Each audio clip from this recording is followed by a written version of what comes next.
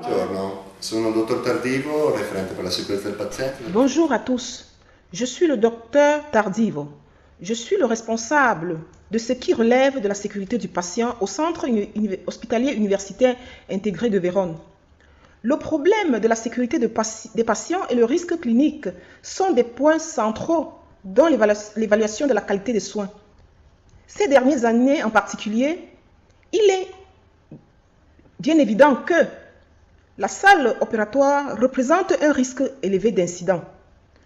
Pour cette raison, l'Organisation mondiale de la santé et par la suite le ministère italien ont adopté des mesures, des outils pour améliorer la sécurité des patients dans le cadre précis de la salle opératoire. Ce cadre de risque est fondé sur des preuves scientifiques de l'efficacité et nous permet d'appréhender les profils de risque à différents stades de soins dans la salle opératoire. Justement, pour améliorer l'efficacité de la sécurité dans les salles opératoires, au Centre hospitalier universitaire intégré de Vérone, il a été activé un projet qui vise principalement à former nos collaborateurs, notre personnel, en matière d'utilisation de la liste de contrôle en salle opératoire. Merci.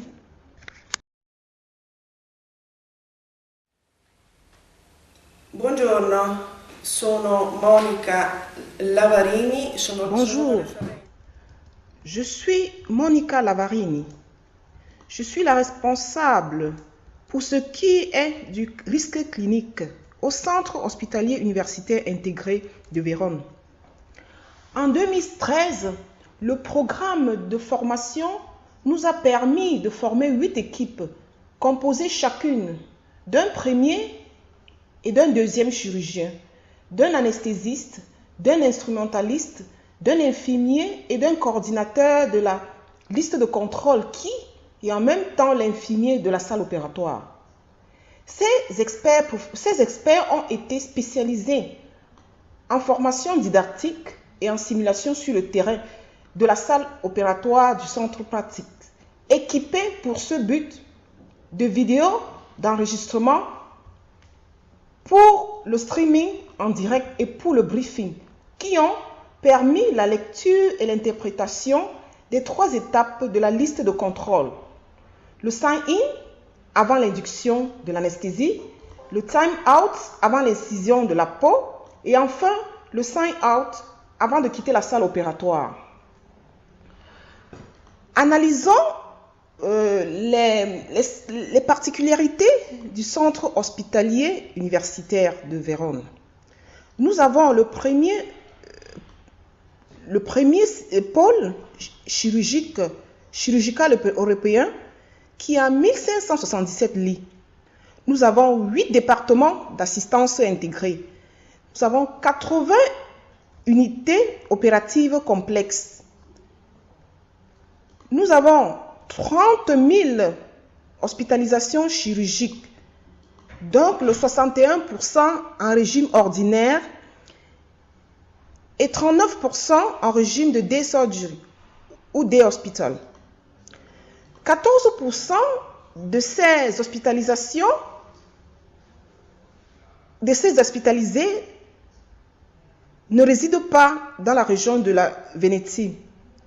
C'est un contexte très complexe avec 32 salles opératoires qui fonctionnent simultanément dans un contexte étendu à 10 000 mètres carrés. Le projet a 3 objectifs. Le premier objectif est la sécurité du patient. Le patient doit être mis en confiance.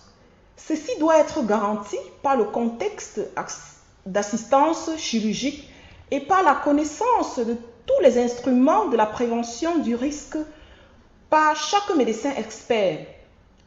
Le second objectif est celui de donner notre contribution à l'innovation et à la recherche pour ainsi garantir toujours plus les besoins du patient chirurgique. Le troisième objectif est celui de former les médecins experts compétents dans le domaine chirurgique qui sachent transmettre dans un contexte d'assistance des compétences adéquates dans l'application des procédures ministérielles et des procédures du centre. Nous concluons par ce slogan: savoir et savoir-faire veut dire prévenir des erreurs chirurgicales, les erreurs du système et garantir la sécurité du patient. Merci.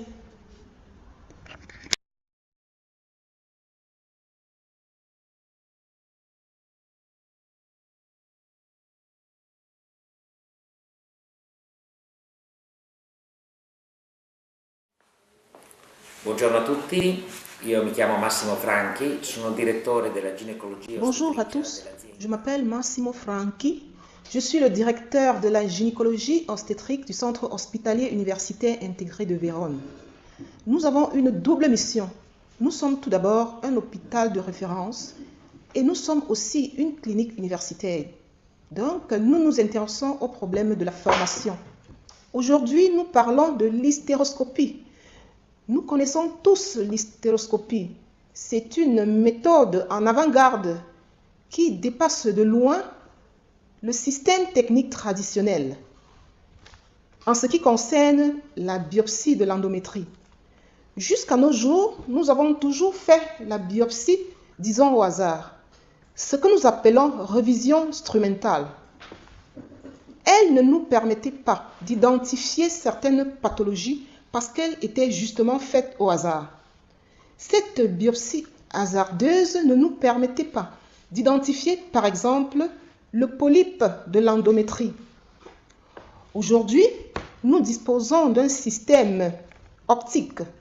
Il est désormais possible de regarder clairement dans la cavité utérine et ainsi de voir des altérations pathologiques ou au moins voir la structure interne de l'utérus. Et guidés par cette optique, nous pouvons ainsi atteindre notre objectif réel, faire une vraie biopsie.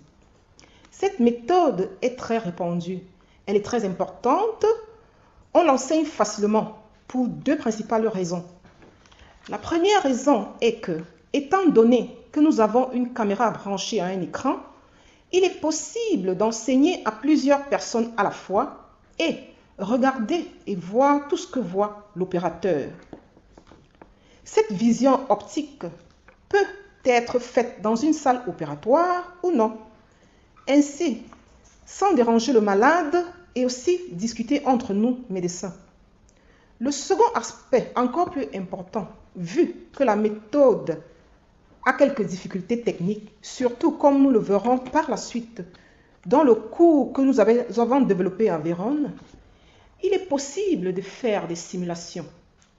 Le simulateur nous permet d'apprendre la manualité sans bien évidemment agir sur le malade, qu'il soit éveillé ou endormi. Je pense que le travail qui a été fait est un travail très important qui peut être facilement diffusé dans un pays comme l'Algérie. Merci.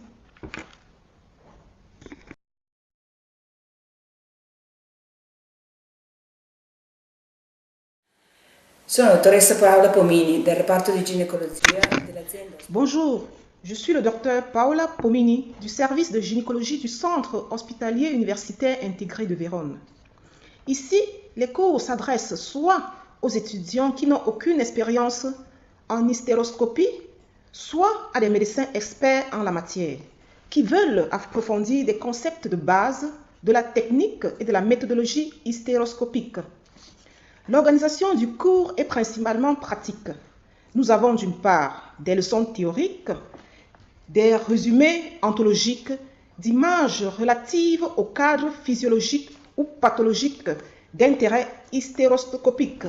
Et aussi, un grand espace est réservé aux exercices pratiques soutenus par des relatifs simulateurs biologiques. La première édition de ce cours s'est déroulée cette année avec principalement la collaboration des médecins qui ont dispensé des cours. Les cours ont été organisés sous forme de parcours. Nous sommes partis de l'hystéroscopie diagnostic en passant par l'hystéroscopie office et nous avons terminé avec la résotoscopie. Durant ces 3 phases du cours, nous avons dispensé des cours théoriques, mais surtout des cours pratiques, comme nous le voyons sur la vidéo. Disons les explications.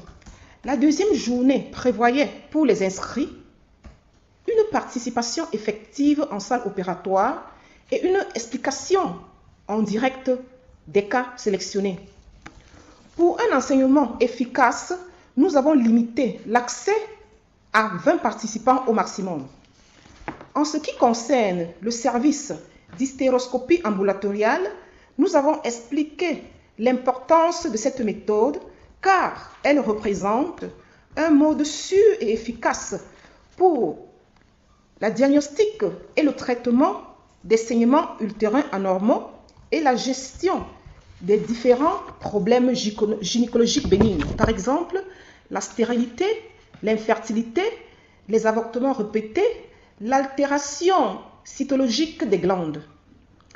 Durant ce cours, nous avons expliqué aussi comment organiser un ambulatoire d'hystéroscopie et les instruments nécessaires.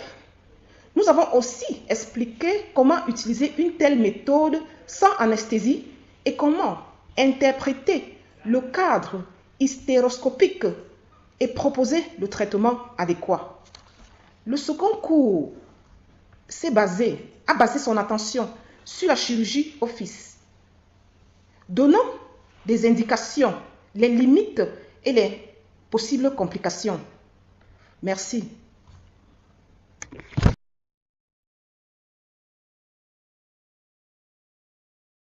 Comme nous pouvons voir sur l'écran, nous avons utilisé des pelvic trainers, le matériel biologique avec lequel il a été possible de présenter aux participants la méthode de l'hystéroscopie.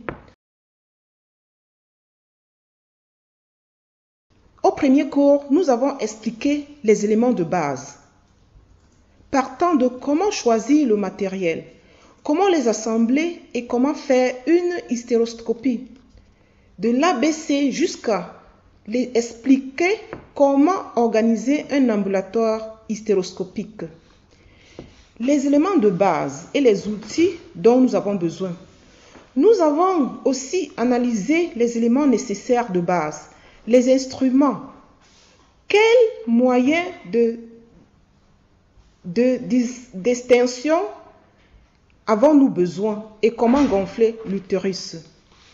Dans la deuxième partie du cours, on a procédé à une évaluation de ce que sont les indications pour l'utilisation de l'hystéroscopie, de ce que sont les images que l'on retrouve dans la vision hystéroscopique et les étapes successives qui seront proposées aux patients. Le deuxième cours qui s'intéressait à l'hystéroscopie ambulatoire, nous avons expliqué l'utilisation du mini-récepteur qui a été conçu par le médecin Gobini et l'utilisation des électrodes mono et bipolaires, utilisant une hystéroscopie de petite dimension, de 5 mm ou de 7 mm. Nous avons expliqué la technique du voir et traiter, les indications, les limites et les possibles complications de l'hystéroscopie chirurgicale ambulatoire. Au troisième cours, nous avons expliqué comment utiliser le récepteur.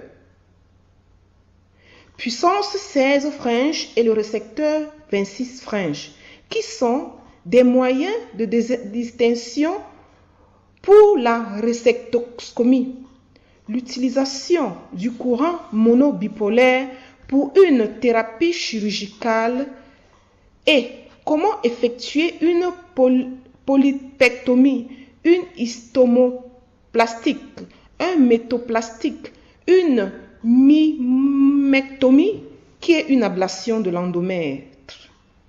Durant ces cours, la partie la plus importante est que vous pouvez entrer dans la salle opératoire Où seront réalisées ces interventions directement et où les indications seront expliquées. Il sera aussi expliqué comment effectuer cette technique. Merci.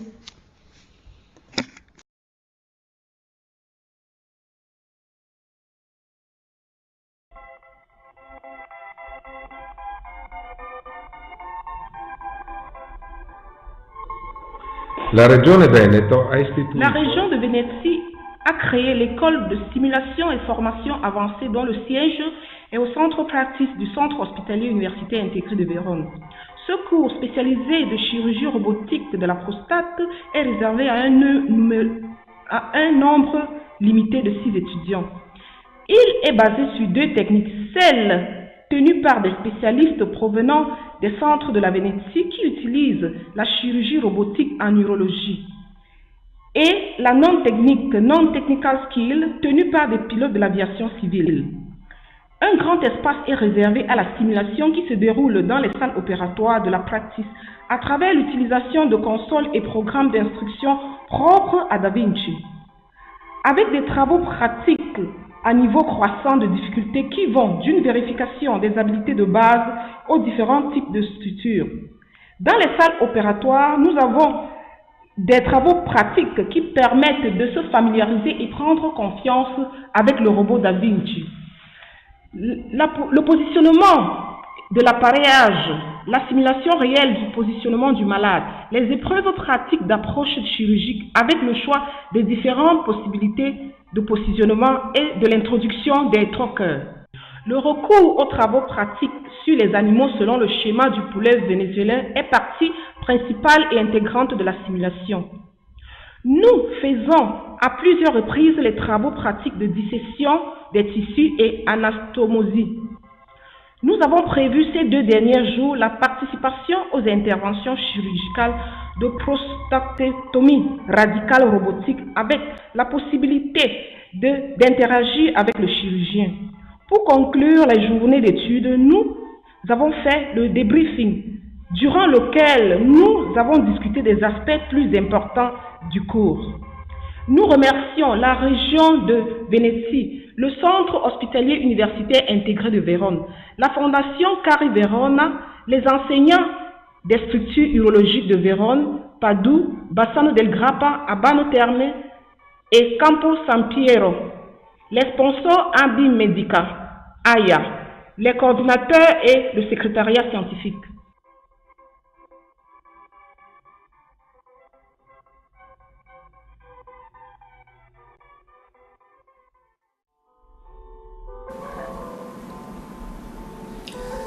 Mio nome è Alberto Bertramello, sono il direttore della... Je m'appelle Alberto Bertramello. Je suis le directeur de l'unité de neuroradiologie du département de pathologie de diagnostic du Centre hospitalier universitaire intégré de Vérone. La neuroradiologie est la branche de la médecine qui s'occupe du diagnostic et dans plus d'un cas du traitement de plusieurs maladies du système nerveux central et périphérique. Au cours de ces dernières années, et grâce aussi à la sophistication technologique consentie par la recherche, il y a eu un développement considérable des techniques de résonance magnétique qui permettent d'étudier de plus en plus en profondeur non seulement l'anatomie, mais aussi la fonction, la méthode moins invasive et sans danger pour l'état clinique du patient. Nous pouvons étudier plusieurs aspects des différentes maladies. En ce qui concerne les pathologies tumorales, nous pouvons voir des tumeurs, ces rapports avec les structures périphériques et si ces structures qui pourraient être éventuellement endommagées durant l'intervention chirurgicale auraient plus ou moins des conséquences sur l'état clinique du malade. Dans le cadre des maladies dégénératives, et dont l'Alzheimer représente la pathologie la plus grave, d'autres efforts encore ont été faits pour pouvoir obtenir un diagnostic plus plus précis possible et plus tôt possible, dans la mesure où le traitement pharmaceutique est efficace surtout quand la maladie est détectée à temps, c'est-à-dire très tôt. Donc, dans ce secteur qui nous intéresse de plus en plus, une de mes collaboratrices, le docteur Piscini, s'est occupée particulièrement du développement d'une technique totalement sans conséquence pour le patient appelée ASL, qui sert à étudier la perfusion du cerveau qui peut justement être endommagé ou réduit dans le cas d'un malade de l'Alzheimer. Ainsi, le docteur Piscine a organisé en juillet dernier un congrès au niveau international pour pouvoir uniformiser, pour chercher à uniformiser les techniques d'étude de cette méthodologie intéressante. Je passe donc la parole au docteur Piscini pour une illustration de cette méthode et nous dire en quoi a consisté ce congrès. Merci. Nous avons organisé ce cours de 3 jours en juillet dernier. Ce cours était sous le haut patronage du COST, qui est une institution européenne qui s'occupe de la collaboration technologique entre différents centres scientifiques. Comme nous pouvons voir sur l'écran, nous avons traité la perfusion qui s'applique à plusieurs pathologies, en particulier à l'Alzheimer. Cette perfusion consiste en l'application d'un élément de radiofréquence qui marque l'épine hématique au niveau des vases du cou, d'où le nom de arterial spin labeling. Ceci crée une altération des signes quand le sang va vers le cerveau et nous allons ainsi évaluer les modifications que cette altération crée. En particulier, ce qui en ressort, c'est une carte de perfusion qui résulte de la soustraction entre les images plus ou moins colorées que nous voyons ici. Ce type de carte a un aspect et une qualité qui peut être comparé à celui de la PET. L'avantage est sans doute la non-exposition aux radiations. Elle est moins coûteuse et est sans danger pour l'état clinique du patient. Nous voyons ici la comparaison entre les images PET d'un jeune de 29 ans avec des images homogènes et de l'autre côté des images ASL d'un patient de 85 ans atteint d'Alzheimer. On voit clairement que la partie crânique est perforée. On voit également une réduction de la perfusion corticale. Le training school que nous avons organisé à Vérone en juillet dernier s'est déroulé sur une partie théorique en matinée, une partie pratique ou workshop durant l'après-midi. Et vous voyez ici le programme détaillé des 3 journées. Le workshop a été réalisé à travers un travail sur ordinateur des différents groupes d'études. Tout a été réalisé au siège de la practice.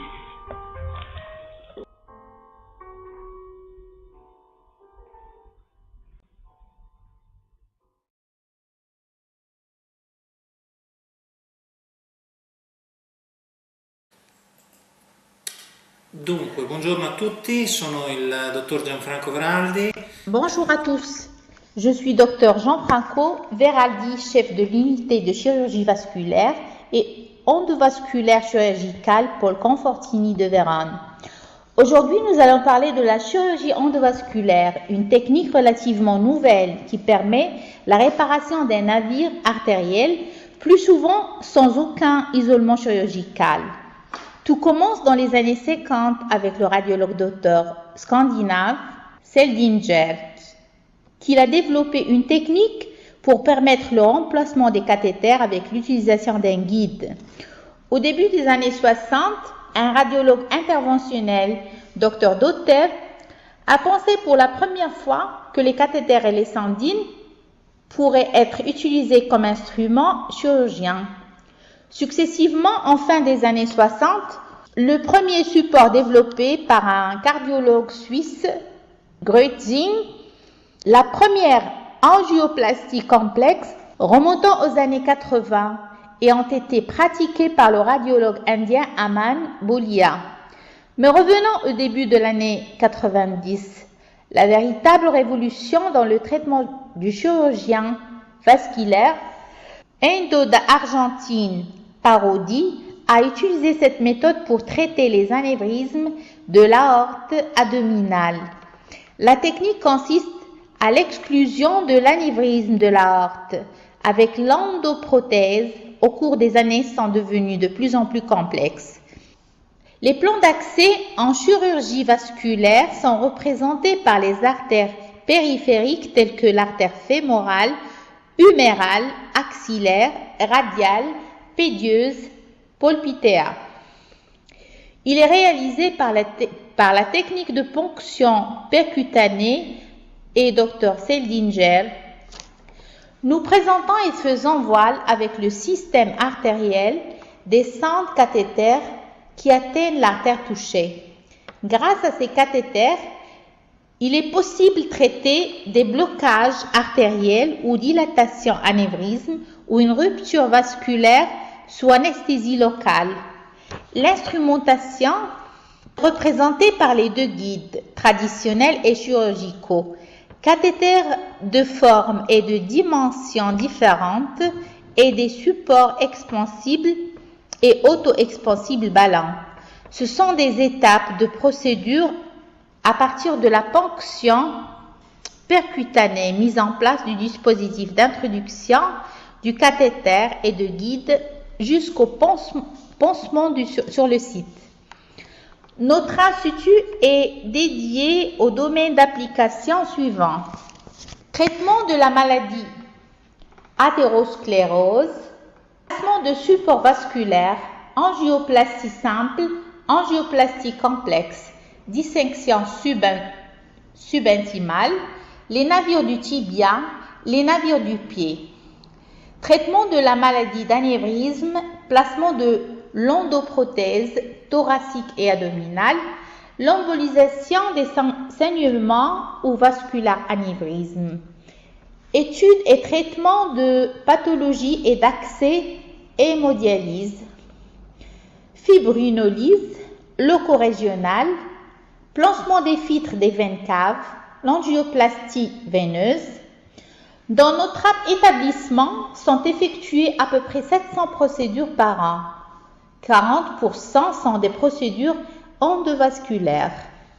La formation en chirurgie endovasculaire est d'une importance particulière. Le nôtre est un institut universitaire où beaucoup de médecins de différentes écoles de spécialisation tournent pour la formation et bien sûr un training adéquat et essentiel pour la formation de futurs spécialistes. L'utilisation du simulateur est donc essentielle car elle est également documentée dans la littérature des expériences Stanford et à Gand en Belgique. Merci pour votre attention.